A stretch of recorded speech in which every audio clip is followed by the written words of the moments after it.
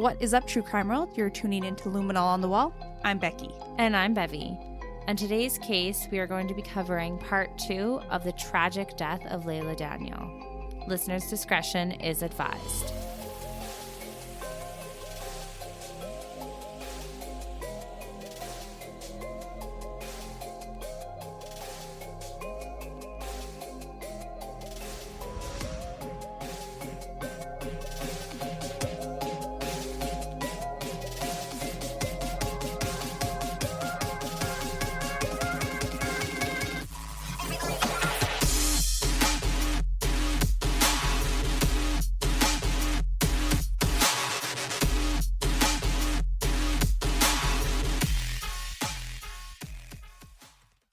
Hello to all our LOTW friends and family.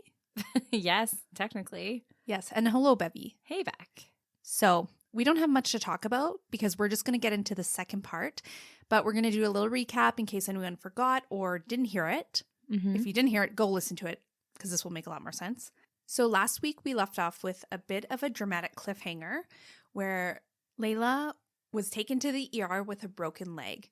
Prior to that, she had been passed around foster homes with her older sister, Millie, and gone from good home to good home, and then eventually was given to a woman who acted like she had the best interest in mind for these two girls, but definitely did not. So today we are continuing on to see what came of this ER trip. So Bev, let's get into it. All right, let's do it. So we're kind of at that point where a pediatric doctor has referred Laila and Jennifer to go to the ER because he felt that something else was going on than just an injury at gymnastics, and he did suspect child abuse. So he has referred them both to the ER so that a social worker can kind of take a look at what's going on, but Jennifer does not go to the ER. So it is my suspicion that Jennifer didn't want to go to the ER because she thought she would out herself, and maybe she realized that getting referred to the ER by the pediatric doctor, I don't know, maybe she thought that he knew something that she was trying to hide and therefore wasn't willing to go through the motions of, well, getting caught abusing a child. And I mean, she already, I was going to say, kind of has it good with Miss White. Because this lady trusts her, right? So why would she tempt fate? Well, exactly, right? And that's a great point, Becky, because although Miss White knew that Laila's leg was broken and that she had gone to the doctor to get it looked at, Miss White never knew that Jennifer and Laila should have gone to the ER or were referred to the ER by the pediatric doctor. And she didn't know this because she only followed up with the urgent care doctor who referred her to the pediatric doctor. Yeah, to which she never followed up with. Right. So she was just oblivious. I mean, the child has a broken leg. Like, wouldn't you do a bit of an investigation on your own regardless of who you were or who they were referred to? Yeah, it's definitely a misstep to have not followed up with the pediatric doctor. If you're going to go through the motions of following up with the urgent care doctor, why wouldn't you do the second follow-up with such a severe injury and with a pattern of injuries coming from visits with Jennifer? Exactly. But as we know, in case you didn't hear part 1, this is the normal pattern that the social or the caseworker is showing, not following up with the children's injuries. So are we surprised? No. Not really. And on top of not following up with the doctors, Miss White didn't even call the gymnastics place to hear what happened. And if she had followed up with the gymnastics place, she would have learned that Laila was not enrolled in gymnastics, that only her sister Millie was. Would have caught her in a bold-faced lie. Exactly. So again, Miss White's lack of due diligence is rearing its ugly head, and it just seems like a total failure on her part. Major failure. Like catastrophic failure. Human error. I feel like it's even more than human error. I feel like it's like stupid human error. It's just like you are terrible at your job Yeah. And you're way too trusting of somebody in the line of work that you're doing. Like it's if there was ever an award for someone who's really bad at their job, Miss White, you would have gotten it. Yeah, you suck. I hope you learned from this. We hope so, because like, ugh, it just seems so terrible, right? Mm-hmm. So anyways, on the day in question of like Laila getting this injury, another mom had seen Laila on the sidelines at the gymnastics place, and she said that Laila seemed despondent and unwell. And she even mentioned that her child had handed Laila a stuffy. And when Laila reached up to grab this stuffy, her shirt lifted with her arm, and the mom had seen red marks and bruising all over Laila's belly. So clearly there's more to this story than what has been reported so far by Jennifer. And it's definitely something that needs to be looked into further. But unfortunately, even though this is technically considered a major incident by DFCS's guidelines, Stephanie White, the girl's caseworker, does not report it. And she doesn't follow up. She doesn't even inform her supervisor. So apparently her supervisor had no idea that this even happened to Laila.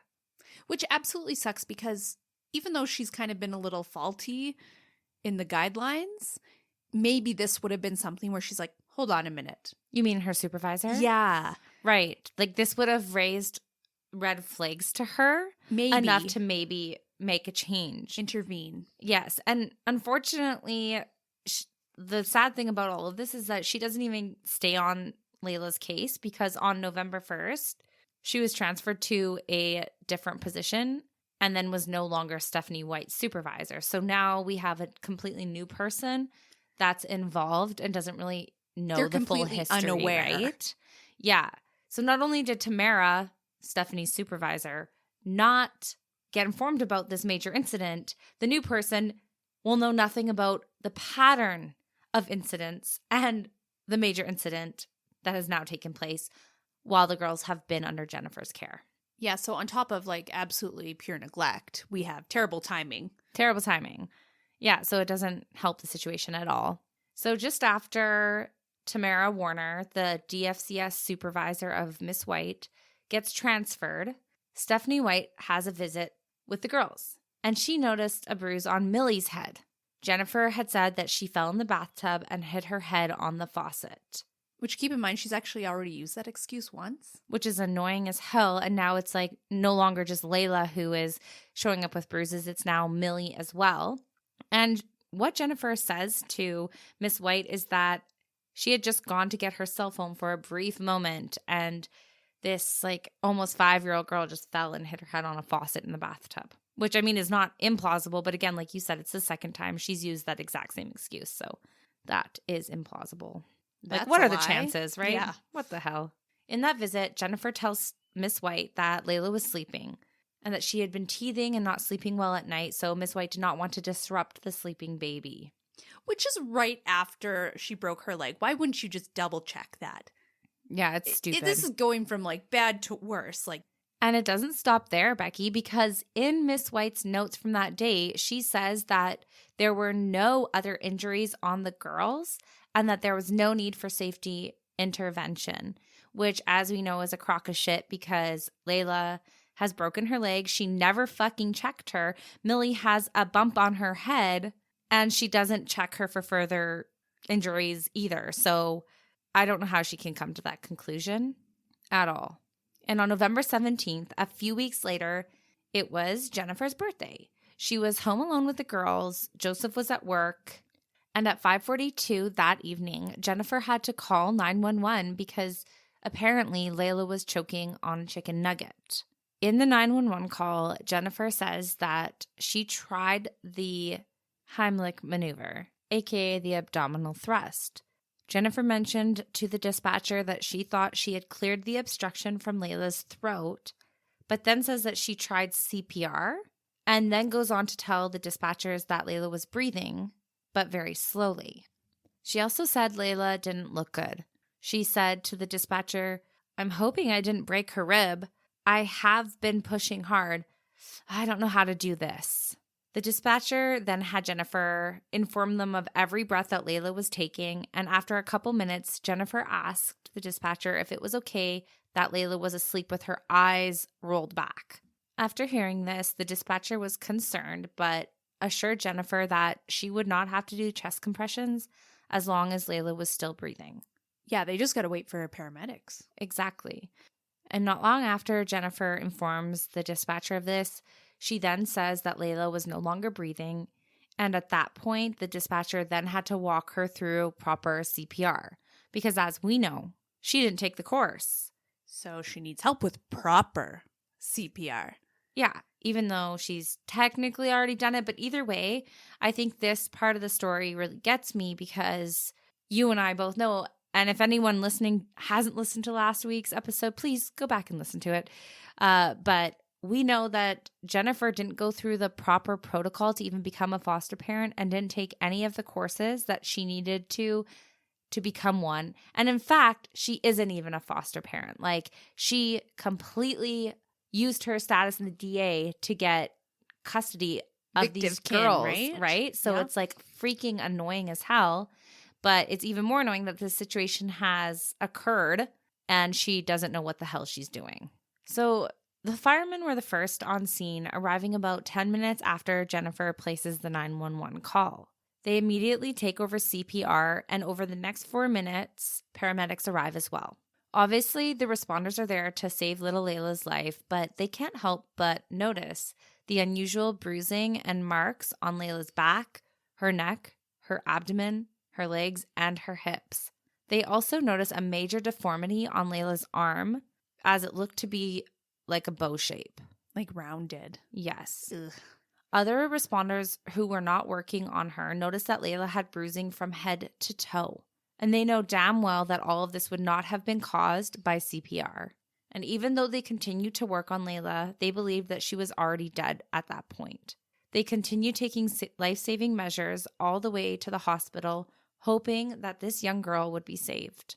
Sadly, despite all the efforts of the healthcare workers, Laila was pronounced dead at the hospital. Now, the ER nurses and doctors noticed the same injuries as the first responders did. And on top of the initial injuries seen, the ER staff notice that there is an absence of petechial markings in the eye that often happen when people have choked or when they are strangled.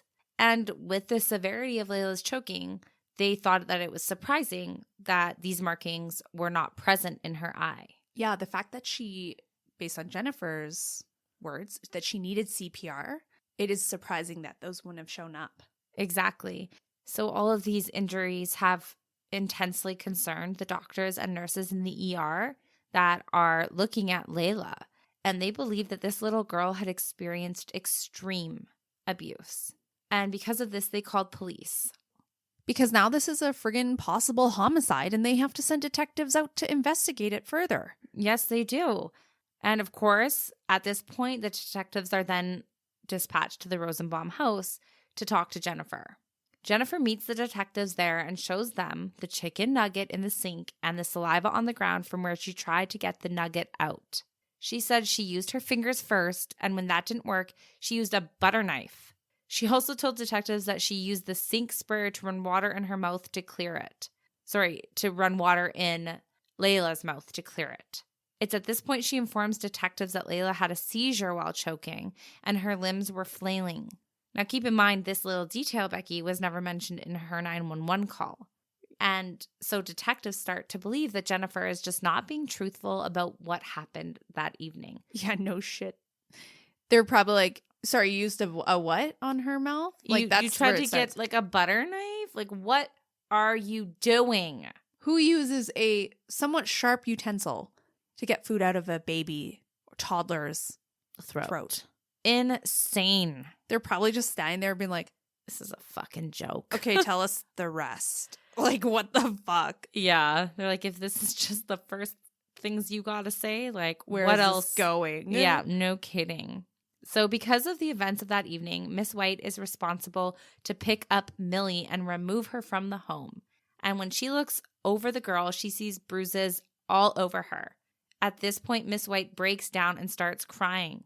And probably because she knew that she had neglected her duty of care for these girls. Like, oh, now that a girl has died, now you check the other girl's body? Like, what the fuck, Miss White? Yeah, glad that's your standard. So she takes Millie to the hospital to be examined. And Millie was examined by a nurse practitioner who noticed multiple bruises on Millie's left elbow. And each bruise was at a different stage of healing. And in total, she had 15 bruises and 2 scrapes. Most of them were on her back and her hip. And the 2 scrapes were over her spine. She also had a red bumpy rash on her private parts.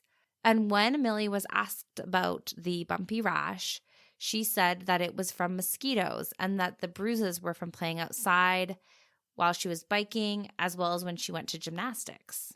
However, when Millie was told she wasn't going to be going home with Jennifer, she then told the doctors that she was lying about how she got hurt and that she was forced to lie if anyone had asked her about her injuries. Poor little girl. Asking a 4-year-old to lie like that too is also just terrible. So sad. And it's even more sad because you know that Millie lied because she was probably afraid of what would have happened to her if she had said anything, right? Yeah. Like as soon as she knew she was safe from that situation, she just outright told Spilling them. all the tea.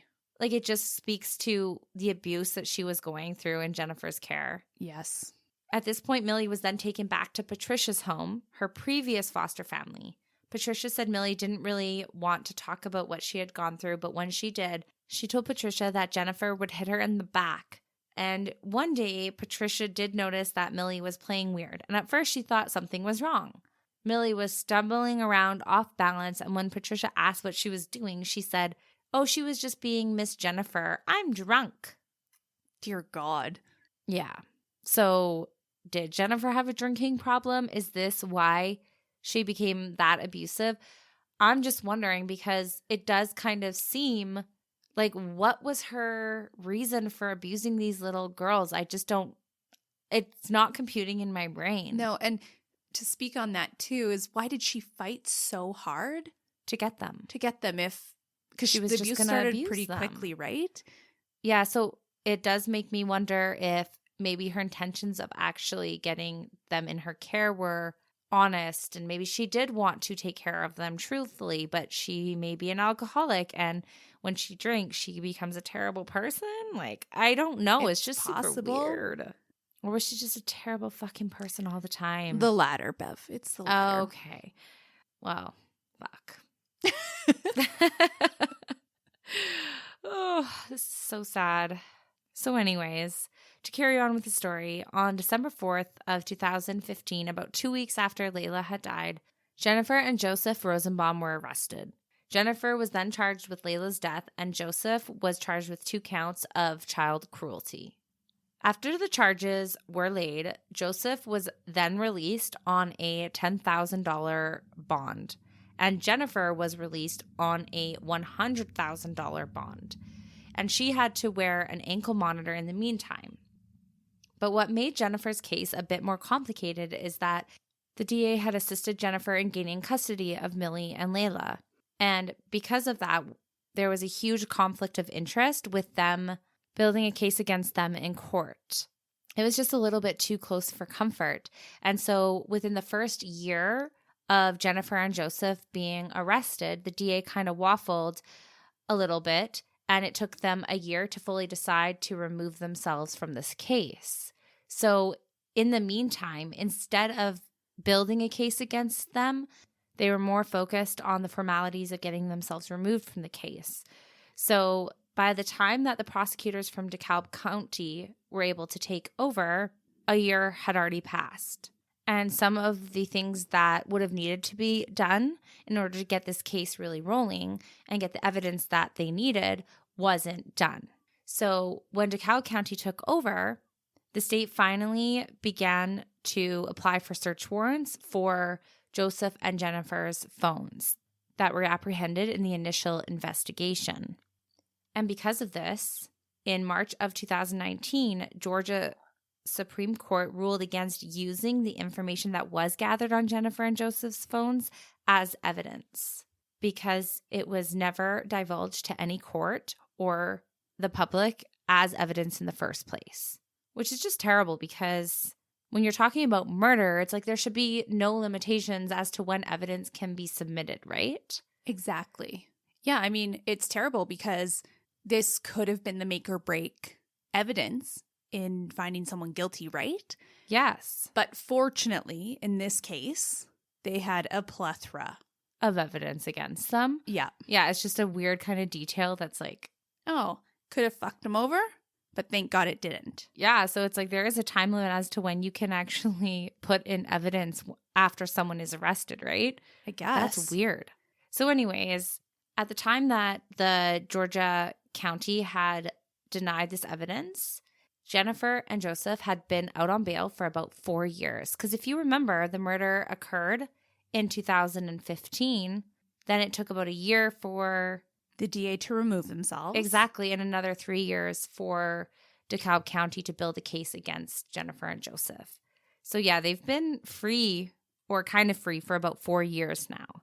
But in May of 2019, the couple were then re-indicted with a total of 49 charges. The prosecution added new charges for individual injuries to different body parts and upgraded Joseph's charge to second-degree murder. Yeah, they got hit hard with them charges, let me tell you. And although they didn't necessarily think that Joseph physically harmed Laila or had any proof of that, they did feel that he was around enough to know what was happening to her and didn't do anything to stop it and therefore was culpable. Exactly. He just turned a blind eye, which is just as bad as what Jennifer did. Especially with that type of abuse, right? Mm-hmm. So in addition, Jennifer was charged with malice and felony homicide, child cruelty, aggravated battery, and assault. And this new trial began on July 8th of 2019. The trial only lasted about 3 weeks, and Millie actually testified against her sister's killers. She spoke of how the littlest things would get them in trouble. Little things like not getting dressed fast enough, not wanting to eat certain foods. Millie even recalled one time that she was forced to eat mashed potatoes until she puked, and when she threw them up, she was forced to eat that too. Oh my God, those kids must have gone through the ringer. No kidding. Like eating your own vomit? Disgusting. Disgusting. I think the last time we heard of this was in the case with Gertrude. Right? Didn't she make Bevy. Sylvia eat her own vomit as well, right? Yes, I almost forgot about that. Yeah, it's like a common trope between child abusers. I don't know. It's really fucked up though. And to top it off, Becky, some of Laila's injuries showed she was whipped with a belt or a cord, making loop marks on her. She also had injuries made by a closed fist punch. She had burns on her stomach, injuries on her inner thighs and her private parts, and the skin on one of her ears was missing. She was emaciated, which is like starved. Yes. And just like malnourished. Mm-hmm. She also had a nightstick fracture on her arm. Which is actually an injury that happens when you are trying to like defensively block someone from hitting you, and they end up hitting your forearm so hard that one of your bones, the ulna, ends up breaking. And it's called a nightstick fracture because they'd often see it in like bad guys who were hit with batons from police it. Oh, yeah. Yeah, like a nightstick. Wha-bam. Oh my gosh. And she had one of those. And so it's very rare that a child would have that. Yes. Wow. Mm-hmm. And what's sad about it all is that the arm was already in healing stages, but because Laila was never treated for the injury of her arm, it gave that bowed appearance. Yes, it healed with a bow-like appearance. So now that we've gone over some of the injuries that Laila had, I want to now go over some of the ME's findings regarding her manner of death and the claims that Jennifer made of the fact that Laila choked on the night that she called 911. So after the medical examiner had performed the autopsy, they noted that internally it would appear that Laila did not choke. There was no residue of food in her esophagus or her trachea. In fact, there was actually no food in Laila at all, showing that she had not eaten for quite a while. As well, there was no damage done to her esophagus or her trachea, which is something that is typically present when choking incidents occur. So obviously her choking story kind of off the table. 100%. And like not only that, but when you think back to what we had mentioned earlier about her eyes not having any of those Little peteky eyes. Yeah, exactly. Yeah. It all kind of adds up, right? Like the story was completely fabricated and probably just an excuse that Jennifer used to explain the death, right? Of Laila, yeah. She's Yeah. like, I need to call 911. How can I make this work? Exactly. So that's really, really sad. It was also noted that Laila had severe internal abdominal injuries that were at different stages of healing. She had 22 injuries to her head and her neck, 11 to the torso, 17 to her legs, 12 to her arms, her broken leg, she had a broken arm, she had a broken rib, and she also had damage to her diaphragm. Laila's injuries to her stomach were with such intense force that her pancreas was split in half, and there were lacerations to her liver as well. That is a lot of force. Yes. And because of these injuries, Laila was bleeding internally, no doubt. And if Laila had a seizure, like Jennifer said, it was most definitely from blood loss as opposed to choking. So ultimately, the ME concluded that Laila's cause of death was multiple blunt force injuries to her stomach causing extreme internal bleeding. The ME believed this brutal beating happened about an hour before Laila died, and that she ultimately didn't have enough blood in her to keep her heart beating. My God, her last couple hours of life were absolutely brutal.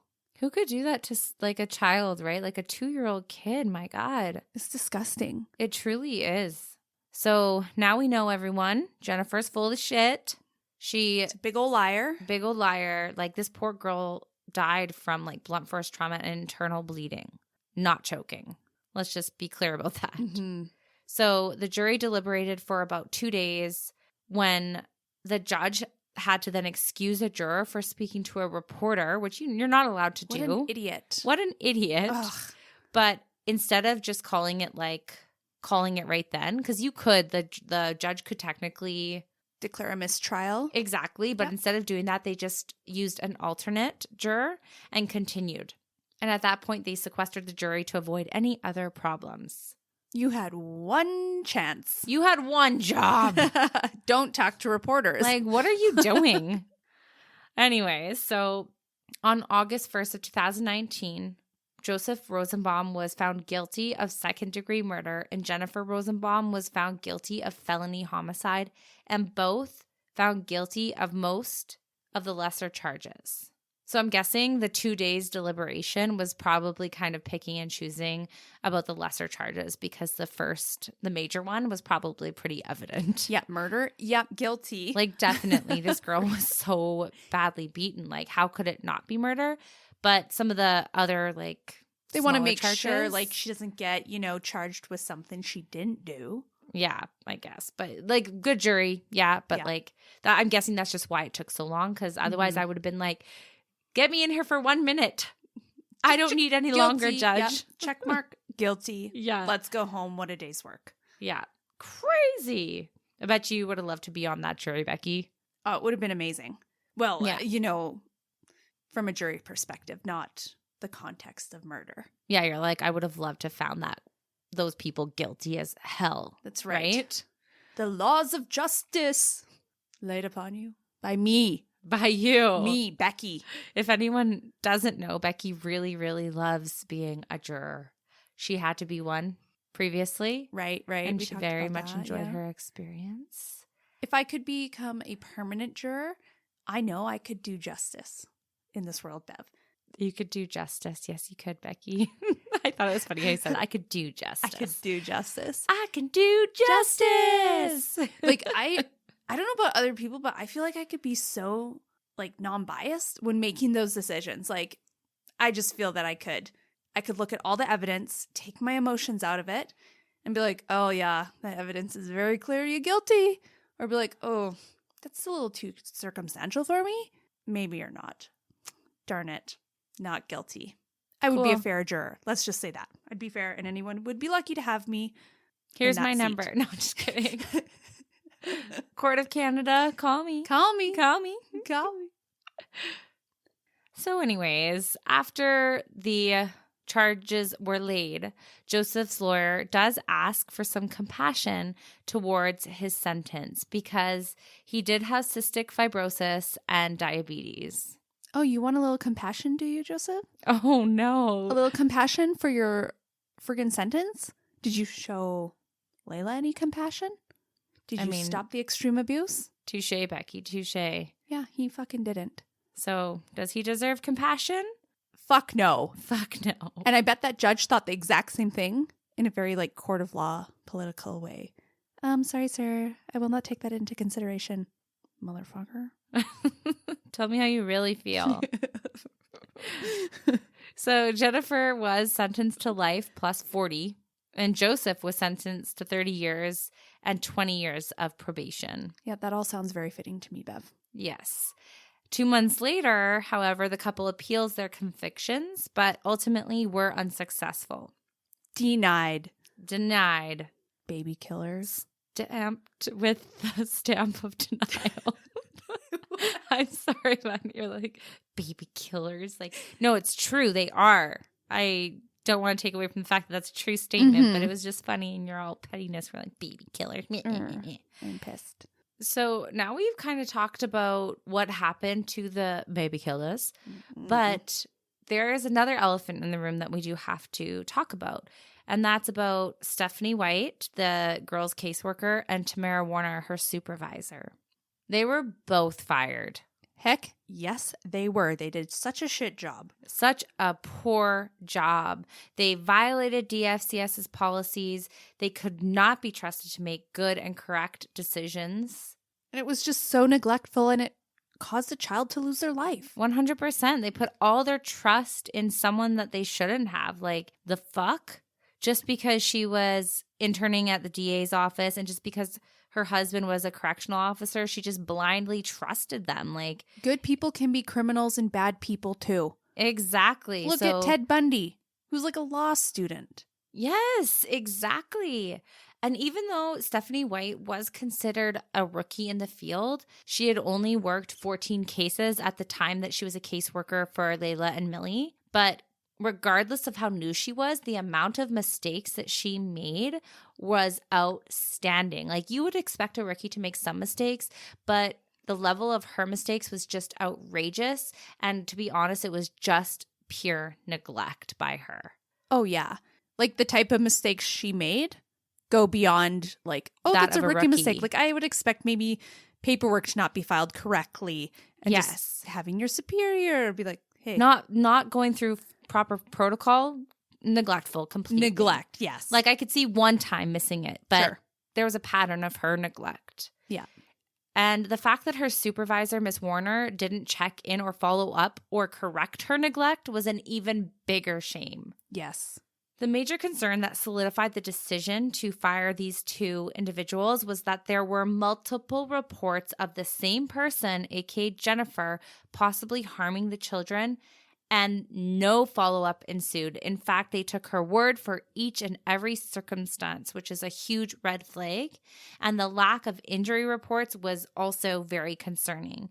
So even if Stephanie White thought there was nothing to be worried about, her superiors could have at least seen the injuries and investigated themselves. And if they had done that, Laila wouldn't have died if those proper procedures were followed. Exactly. So therefore, they declared that to be negligent and appropriate evidence for them to both be fired. Exactly. They just couldn't be trusted to make good judgment calls any further. Plain and simple. And you can't have like people like that working in such a sensitive field, right? Definitely not.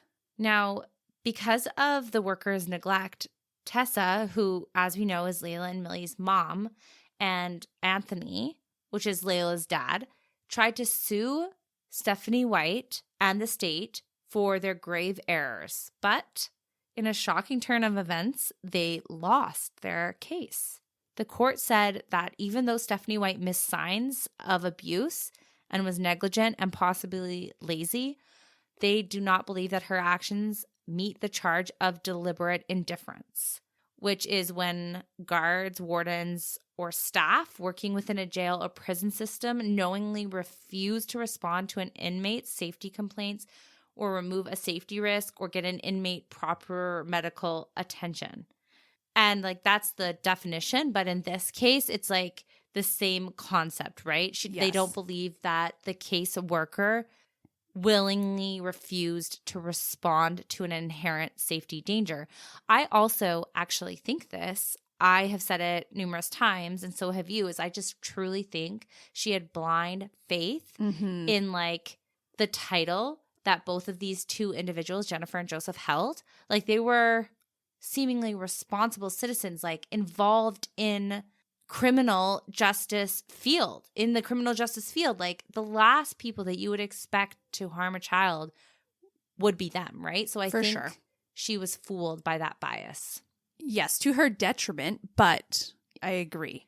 I don't think she maliciously didn't do anything for these injuries. She just blind faith, as you said. Exactly. And in order to prove and be found guilty of what Tessa and Anthony were trying to sue her for, they needed proof of that. And they just didn't have it. And after Laila's death, Tessa continued to struggle. She had 2 other children and had visitations with Millie, but ultimately was denied contact with Millie and lost custody of all of her children because of her sobriety. However, in a beautiful turn of events, Millie and her 2 younger sisters were actually adopted by a wonderful family that allowed them to grow up together and would hopefully create the chance of a better and more stable future for all 3 of them. Now, what is actually kind of cool is that in the future, Tessa would become sober and begin to create a better life for herself. But before I go into explaining why that's so amazing, I do have something to say, and that's that in October of 2020, Gina, who is Tessa's mother, was arrested for trafficking crystal meth and other hard drugs. She was arrested and convicted and sentenced to 30 years in jail and will be eligible for parole in 2036. Damn, and now, Gina. I know, damn, Gina. And now why I say that is because so often when we talk about like getting addicted to drugs or, you know, selling drugs or being in the foster system or in a life of crime, like all of these things sometimes have a cyclical pattern when it comes to, you know, your family and where you come from. You know, it just kind of like carries forward into future generations. And I think it's kind of cool that at the end of all this, even though it did seep into Tessa's life, at the end of all of it, she ends up breaking the mold and turning it around for herself and for her baby boy, which she ended up having after she got sober. I bet she just loves the shit out of him too. She's like, I did a lot of things wrong in my life. Yes. But I'm going to do this right. Yes, exactly. So she's able to experience what it is like to be a mom, probably for the first time, right? Because with her other kids, she wasn't really able to. Yeah, it was so convoluted with drugs, right? Yes, exactly. That's amazing. It is amazing. So she's able to show her son a good life, but she still does hold on to the regret she has of not being able to have been there for her other children. No kidding. Yeah. And another thing that's really quite beautiful is that even though Laila's death was extremely tragic, when she did pass away, DFCS paid for her funeral, but weren't able to provide a headstone at her gravesite. And 2 anonymous police officers read about Laila and her story and wanted her to have a headstone. So they raised money and were able to get a 120-pound stone with Laila's name and date of birth and death and had an image of a little girl.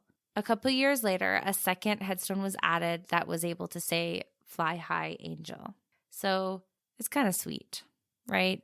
Oh, yeah. It was a tragic death, but justice was served and there were some nice strangers that, I don't know, wanted to make a difference and recognize Laila's life in a meaningful way. And I think that's pretty cool. It for sure is. And also, it's crazy how much compassion and love people have for someone that they never even got to meet. You know, and then we have fucking Jennifer. Fucking Jennifer and Joseph, man. You know, so Terrible people. It's horrible that there is contrast like that in the world, but thank God for all the good people out there. Absolutely, Becky.